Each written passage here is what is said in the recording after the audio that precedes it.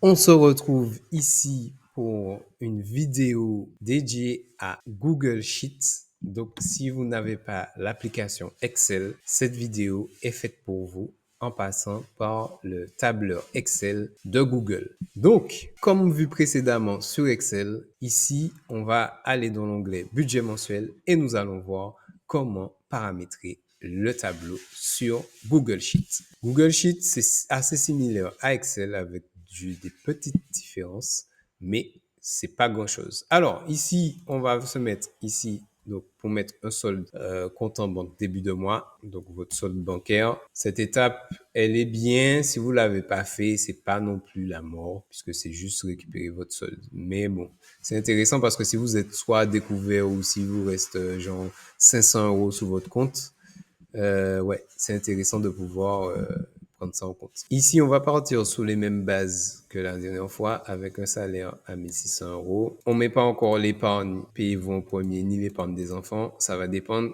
des charges qu'on a. Donc ici, en loyer, on va mettre pareil, donc 600 € en loyer. Électricité, combien on avait mis pour l'autre? 80 €. Eau, on avait mis 40 €. Assurance auto, on avait mis 70 € et assurance habitation 20 €. Dans notre cas, on peut aussi mettre, allez, on va mettre 15 € pour le téléphone, un abonnement téléphonique.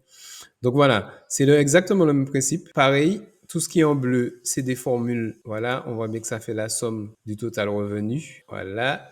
Et ce qui est en bleu ici, pareil, ça va faire la somme du total des dépenses en prenant en compte l'épargne. Et ici, c'est toujours le même calcul. Donc, il va venir chercher le solde de début de mois plus les revenus moins le total des dépenses. Voilà. Une fois qu'on a fait ça, on va se mettre sous les côtés pour voir notre fameux tableau. On voit qu'il s'est mis à jour. Ici, la présentation de Google, on n'a pas forcément le nom comme sur Excel, mais on a bien la légende, donc on peut bien voir les pourcentages attribués à chaque chose. Donc voilà, dans le cas par contre de Google Sheets, pour se mettre sur un mois en particulier, on va devoir aller regarder les cellules. Donc on va faire un clic droit, on va mettre plage de données. Et sur plage de données, les valeurs qu'on a besoin d'utiliser. Par exemple, si on veut mettre le mois de janvier et tout, il suffira de cliquer ici et de sélectionner C17 à C37, ce qui représente les charges fixes. Voilà. Donc, si on souhaite modifier, on se met comme ça et on sélectionne C17 à C37. On clique sur OK et normalement, si on ferme l'éditeur de graphique ici, on clique sur fermer, on a notre tableau qui est mis à jour. Voilà. Donc, ici, on voit bien qu'il nous reste 805 €. On n'a pas rajouté certaines charges, mais bon, allez. On va dire que on fait pas de dépenses cinéma, tout ça, et qu'on va économiser, allez, 700 €. 700 € et puis 50 € pour les enfants. Voilà, il nous reste 55 € à la fin du mois. Et on va voir sur l'onglet récap. Normalement, ça a été mis à jour. Donc ici, on passe tout de suite sur l'onglet épargne. Ensuite, l'onglet récap, je voulais dire. Donc sur l'onglet récap, on peut voir le total des revenus, le total des dépenses, tout en sachant que dans ces dépenses-là, il y a 750 € d'épargne, ce qui représente 47% des revenus. Voilà. Et donc ici, on a ensuite le suivi de budget qui a été mis à jour. Donc ça, c'est un suivi de budget qui nous permet de voir les revenus, le total des dépenses et l'épargne sous forme de graphique un peu visuel. Et ça va permettre au fil de l'année de pouvoir faire des points, de pouvoir analyser qu'est-ce qui s'est pas bien passé, qu'est-ce qui a été, etc. Et on a notre fameux suivi de budget course où il faut surtout remplir ici la cellule avec le budget global. Donc ici, on va mettre, allez, 300 € comme dans notre exemple. Donc là, on va remplir la date, allez, 20 janvier 2025. J'ai été à Carrefour et ça m'a fait, pour mon budget course, 180 €. Et on voit ici, vous remplissez chaque ligne à chaque fois. Le 22, allez, le 25 janvier 2025, j'ai été à Leclerc et j'ai payé 50 €. On voit qu'il me reste 70 € en budget course. Donc, ça permet vraiment de pouvoir, et ici, on inscrit le mois.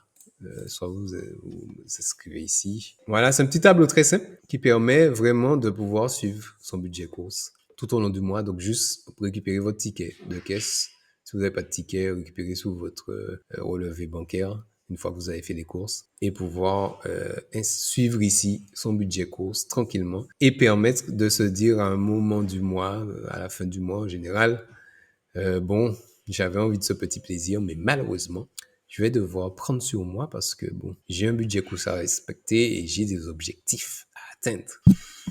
Voilà. Et pareil, donc du coup, on a l'exemple de budget mensuel qui est dans cet onglet. Donc c'est un exemple déjà rempli. Si toutefois vous voulez pas regarder le tutoriel, etc., vous pouvez suivre l'exemple.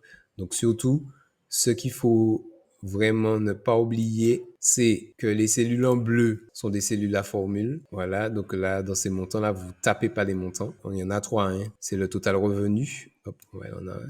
C'est le total revenu, le total dépenses et le solde disponible. Donc, c'est trois cellules qui ont des formules. Et voilà. Et après, je vais vous mettre pareil le lien de ce tutoriel vidéo dans l'onglet tutoriel vidéo. Et n'hésitez pas à me contacter à l'adresse contact@tpegestion si vous avez une question ou si vous souhaitez prendre une consultation totalement offerte pour pouvoir mettre à jour vos tableaux ou bénéficier de mon accompagnement sur la gestion de budget et l'investissement. C'est tout pour cette vidéo. N'hésitez pas à me dire s'il y a des choses que vous n'avez pas compris.